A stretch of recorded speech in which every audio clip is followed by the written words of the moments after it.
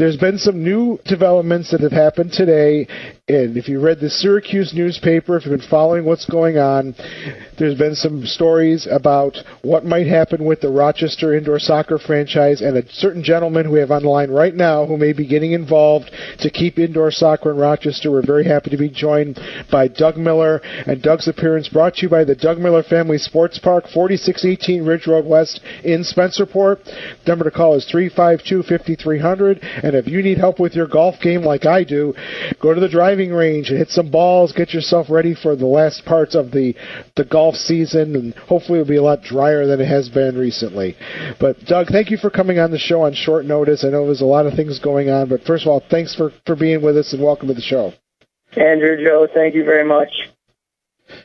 Well, Doug, obviously, I'm sure that, the people in Rochester have read the stories about what's going on and the latest developments in Syracuse. Let me just quote exactly what was quoted in the Syracuse newspaper, and it was a note from Kevin Milliken, the commissioner of the new Major Arena Soccer League, said a potential new owner has emerged for the Rochester Lancers. We'll just say Rochester Indoor Soccer. And there's you're talking to someone who wants to take over the team. I think that things on that end are going well. Syracuse coach Tommy Tanner guessed that the potential owner is the guest we have currently, Doug Miller. And it says, I think he's capable of doing it in some form. So, Doug, given that, can you give us the information from your end? What are you looking to pursue with the indoor soccer team, if anything? And tell us your thoughts about what's been going on over the past few days. No, as you know, it was a tough decision by Sam, and for us as players, as fathers to our kids, we got the news on Saturday like everybody else, and it's disappointing, for another franchise, to go under after Sam has done such a fantastic job of building a culture. And for me, it's. I got involved with this because I believed in the Rochester Lancers and what Sam wanted to do, and I think there's a possibility that we can still save this and try and move forward, and that's ultimately my goal. Trying to put all the ducks in a line with the staff and sponsors and move forward, to compete in the 2014-15 season. And Doug, where would you play? What would be the venue where you will play? Well, the idea is, to see, because I haven't gotten all the details, with the Blue Cross Arena. Those are things I still have to work through and talk with Mr. Calkins and the city. But I'm just trying right now, the first, couple of days is to get, your staff, all organized, all fighting for the same thing, ready to move forward. And that's my goal because some were, out of town and some got the news, and, we're just trying to put the pieces together to make, a viable effort at trying to, compete in the 2014-15 season. Rich Crandall, one of the people that you would use, of course, because of his experience, he'd probably be a big help to you. Joe, I didn't hear that. Who was that? Rich Crandall. Rich Randall. Yeah. Crandall, yeah. So Rich was, on vacation, I think, or out of the country. I'm not really sure because I was out as well when I, got the news. So I'm waiting to talk with Rich. I've talked to some of the staff. I've talked to Josh. I've talked to Kayla. The staff that's been helping, Soccer Sam, lead this forward. And for me, it's just trying to get everything organized, to come out, with a definitive plan, to move forward, for the 2014-15 season.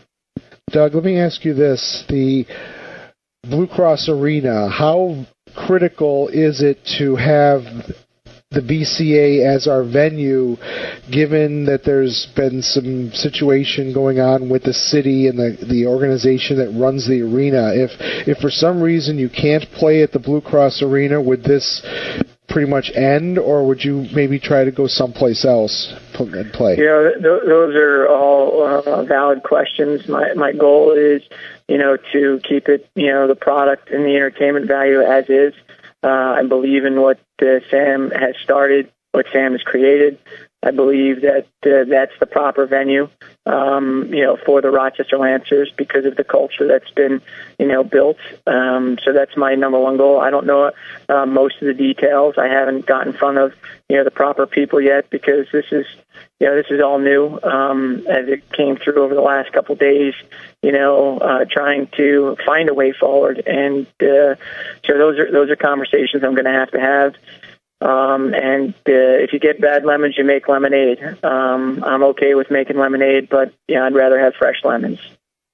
I can understand that, and it's correct. They mentioned in the article about Kevin Milken, the commissioner of the MASL. Have you spoken to him, and if so, what have you discussed with him? I've discussed. I had 2 or 3 conversations with him over the past 2 days. Discussed, concerns, that were important. And one of those, was the multi-point system, which is a crucial one. And for those who don't really understand, there's cultures that are built around the game of soccer. There's the purist, there's the American fan, and in Rochester, we not only have the purist, the older, generation who believes, a 1-0 game, a 0-0 game is an entertaining game because they're watching the flow of the game. And then you have more of the casual American fan who a 3-point goal that Mauricio hits, is going to get you out of your seats and people are going to go crazy. The difference being is that this culture is a multi-point culture. In San Diego and Dallas, they are a 1-point culture. That's the old MISL when I started back in 1990 and 91. They've never had a multi-point system. And so, we're trying to go back and forth. So that was one of the discussions. The other discussion was, solidifying a lease, to have a viable option, to play, travel, with the expansion of the league, how much more travel is going to be involved. The divisions that, it's Baltimore, Syracuse. If I can, make this work, it'd be Rochester, Harrisburg, and Detroit. And right now it's me trying to put things together that will make this work. And, I'm going to, put my best effort forward. Well, one of the things, Doug, is the fact that the players recruiting and all that kind of thing that you got a heck of a job in front of you, and from our perspective, I hope that you're very, very successful because, just like you said, I want to see another franchise go down the drain, and especially the one that with the name that I love. For sure, and the good news is the guys that were here for the past 3 years. They're my teammates, they're friends, and when you have relationships, you can actually call on those relationships to, come and, lend a helping hand. And, I've got a lot of relationships in Rochester. There's been a ton of people that have been so good to me in my soccer career, in my business. And those are people I'm going to reach out to, to help save the Rochester Lancers moving forward, because I do think there's a culture. My 2 daughters dance for the Junior Lancer Dancers. My wife choreographs it. And when you think about a culture, when a 12-year-old girl, texts you and says, how did it go today?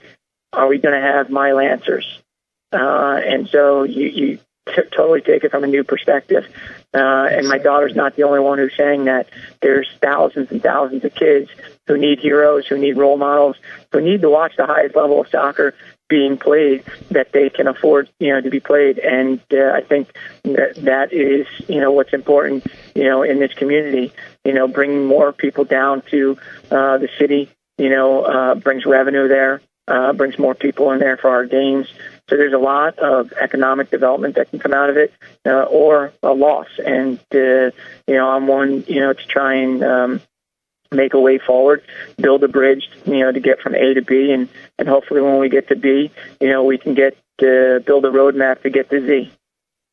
Well, Doug, would you be the only owner, or you're trying to form a conglomerate of people to help you financially? Well, I mean that's the puzzle I'm trying to figure out right now, and so once I figure that puzzle out, and I've got to do it in a short period of time, so that there is a way forward, and so that those are the things that I'll be working diligently on, over the next 2 or 3 days to the week.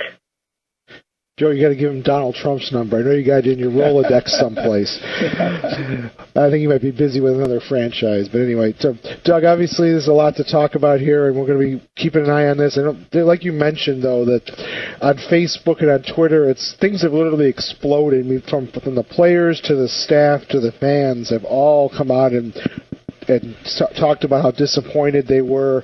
But, basically, I mean, I've talked to Sam, or I've electronically spoken to Sam, let's say this way. And I know that this has been very difficult for him, but I think in the end, from a business perspective, I think he did what he thought he needed to do. But obviously, you're stepping in. This is what business people do. You're an entrepreneur yourself, and so you have an opportunity to buy a business, and we'll see what happens. I wish you the best of luck, and I'm sure all the Lancer fans are going to be watching very closely over the next several weeks to see what happens, and we'll certainly be keeping track of it on our show. So if anything comes up, please let us know.